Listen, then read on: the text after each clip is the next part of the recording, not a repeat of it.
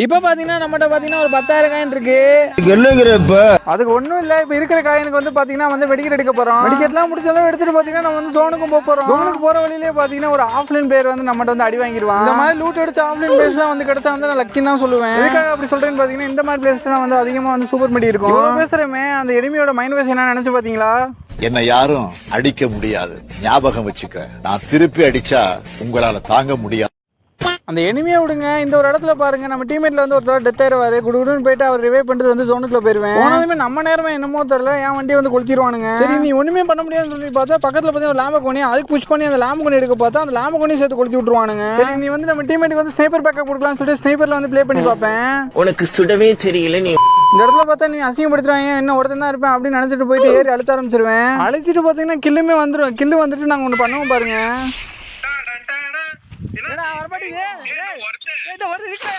இந்த இடத்துல பாத்தீங்கன்னா ஒருத்தர் இருந்திருப்பான். அதை கவனிக்காம பார்த்து பூயா நினைச்சு வந்து ஆட்டம் போட்டுக்கிட்டு இருப்போம். கடைசியில எங்க இருந்து வருவான்னு பார்த்தா வானத்துல இருந்து வந்து இருந்திருப்பாப்ல. நினைச்சு எப்படியாச்சும் கில் எடுத்துலாம் பார்த்தா கடைசியில் ஓசிக்கில போட்டு போயிருவாங்க. உங்க டீம் இந்த மாதிரி ஆர்வ கோளாறுனா வந்து கமெண்ட் செக்ஷன்ல வந்து கமெண்ட் பண்ணிட்டு போயிருங்க. Bye guys.